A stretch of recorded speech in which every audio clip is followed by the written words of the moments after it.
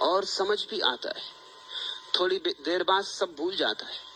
इस सूरत में दिए उपदेश पर अमल कैसे हो?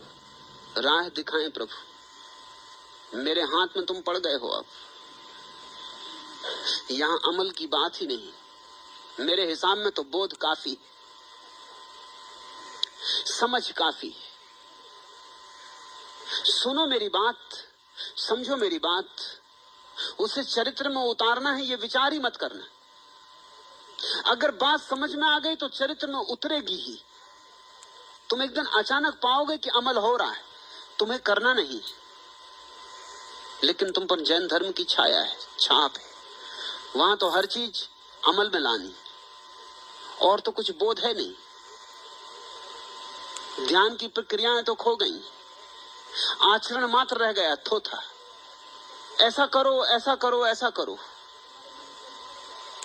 तो तुम्हारे मन में वही सरक रहा है कि सुन तो लिया, जैन मुनि लोगों को समझाते कि देखो हमने जो कहा भूल मत जाना, एक कान से सुनाओ दूसरे से निकाल मत देना। और मैं तुमसे यही कहता हूं, एक कान से सुनाओ दूसरे से निकाल मत देना। और मैं तुमसे यही कहता हूं कि मैं तुमसे जो कहता हूं कृपा करके भूल जाना। याद रखने के योग जो है वो याद रहेगा ही, तुम भूलना भी चाहो तो नहीं भूलेगा। और जो भूल जाए वो भूल ही जाना था, वो किसी काम का नहीं था, अभी तुम्हारी समझ का अंग नहीं बना था। कोई परीक्षा थोड़ी देनी, ये कोई स्कूल थोड़ी है कि जो कहा है उसको खूब कंठस्थ कर लो, क्योंकि फिर परीक्षा की कॉपी में वमन कर देना, उत्तीर्ण हो जाना। जीवन कोई इतनी सस्ती बात नहीं है। तो मैं तो कहता हूं सिर्फ सुनो, समझो, पियो, बिल्कुल भूल जाओ, याद रखने की जरूरत ही नहीं। नहीं तो कुछ लोग नोटबुक ले आते, उसमें नोट करते जाते। तुम्हारी नोटबुक बता रही कि तुम्हारी समझ में कुछ नहीं आ रहा। जिसकी समझ में आ रहा, नोटबुक का क्या करेगा? समझ में ही आ गया। और जो बात समझ में आ जाती, शायद उसके शब्द भूल जाएं, लेकिन उसका सार नहीं भूलता।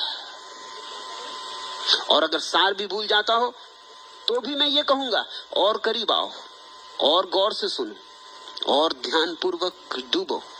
मगर अमल की तो बात ही मत उठाना। चरित्र के मैं पक्ष में नहीं हूं, बोध के पक्ष में। बोध होता है भीतर, चरित्र होता है बाहर। भीतर की बदलाहट हो जाए तो बाहर की बदलाहट अपने से हो जाती। अंतःकरण बदले तो आचरण अपने आप छाया की तरह बदलता है। लेकिन तुमने उल्टी बातें सुनी। तुम जैन मुनियों के पास बैठते रहे, उठते रहे हो। तुमने एक प्रश्न भी पूछा है कि अब मैं क्या करूंगा, मैं आपका सन्यासी हो गया और मेरा लगाव जैन मुनियों और साध्वियों से, मैं उनकी चरण वंदना को जाऊं या ना जाऊं, तुम्हारी मर्जी। लेकिन तुम द्वंद्व में पड़ोगे, क्योंकि मैं जो कह रहा हूं वो बिल्कुल कुछ और है। वो वही है जो महावीर ने कहा था, और जैन मुनि जो कह रहे हैं वो जितना मेरे विपरीत है उतने ही महावीर के विपरीत है। तुम्हारी मर्जी, जिसकी चरण वंदना करना हो करना, मगर फिर उलझन में पड़ोगे। क्योंकि मैं कह रहा हूं बोध, ध्यान, और वे कह रहे हैं आचरण, चरित्र। मैं कहता हूं न व्रत न उपवास। इसका यह मतलब नहीं है कि मैं व्रत उपवास के विरोध में हूं, लेकिन व्रत की तरह विरोध में हूं। तुम सिगरेट पीते हो, जैन मुनि कहता व्रत ले लो कि अब नहीं पिएंगे। मैं कहता हूं ये जबरदस्ती होगी। सिगरेट पीना छोड़ दोगे, पान चबाने लगोगे, मुंह चलेगा, कहीं ना कहीं चलेगा। और अगर पान भी चबाना बंद करवा देंगे जैन मुनि तो तुम बकवास करने लगोगे, मुंह चलेगा। अब ये बकवास और खतरनाक है। कम से कम सिगरेट पीते थे, धुआं बाहर ले गया, भीतर ले गया, कोई इतना बड़ा नुकसान नहीं था। एक आध साल कम जीते, वैसे तुम्हारे जीने से कौन सा बड़ा लाभ है। जरा जल्दी चले जाते, एक जगह खाली होती। अब तुम और एक साल ज्यादा जियोगे और लोगों की खोपड़ी खा जाओगे। वैज्ञानिक कहते हैं कि सिगरेट, पान, च्यूइंग गम, ये सब बकवास करने वाले आदमी के लक्षण। बकवास करना चाहता, बकवास करने को कोई मिलता नहीं। क्या करे, अकेले ही मुंह चलाए, सिर्फ बिना उसके चलाए, तो लोग कहेंगे क्या कर रहे हो, पागल हो। तो च्यूइंग गम रख ली मुंह में। एक बहाना तो है कि हम च्यूइंग गम चबा रहे, हम पान चबा रहे, हम तंबाकू चबा रहे, अब कोई कुछ नहीं कह सकता। मैं तुमसे व्रत लेने को नहीं कहता, मैं तुमसे कहता हूं तुम्हारी समझ में आ जाए कि क्या मूलता कर रहे हो। धुआं भीतर ले गए, बाहर ले गए, ये कोई धुएं का प्राणायाम कर रहे हो? अगर प्राणायाम ही करना तो शुद्ध वायु का ही ठीक है, अब ये धुएं का किस लिए करना? इसका सार क्या है, प्रयोजन क्या है? इससे तो थोड़ी विपස්සना करो, श्वास पर ध्यान रखो, बाहर भीतर उसका आनंद लो, और तुम चकित हो जाओगे कि इतना रस बहता है सिर्फ श्वास को देखने से कि तुम क्या सिगरेट पीने की सोचोगे। व्रत नहीं लेना पड़ेगा, सिगरेट जाएगी। उपवास के भी मैं विपरीत नहीं हूं, लेकिन उपवास कभी हो जाए, मस्ती ऐसी हो कि भोजन याद ही ना आए, ध्यान में डूबे ऐसे कि भोजन भूल ही गया, ऐसा यहां घट जाता है।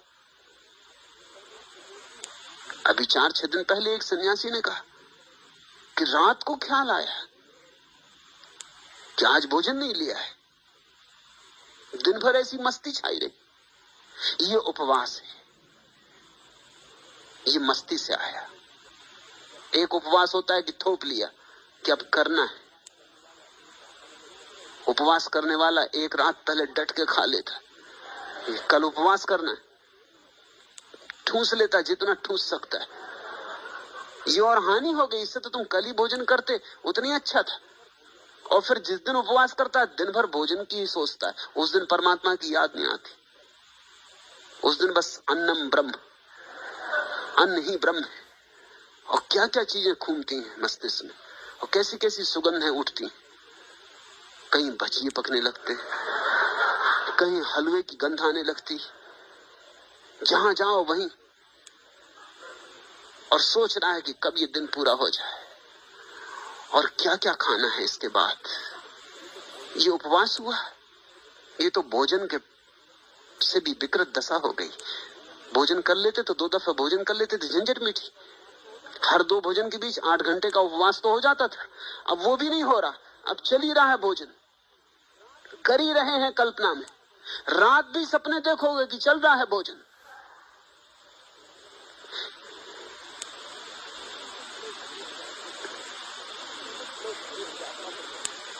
कुछ लोग तीर्थ यात्रा पर गए थे, मुल्ला नसरुद्दीन भी साथ था। रास्ते में लुट गए, थोड़े से ही पैसे बचे।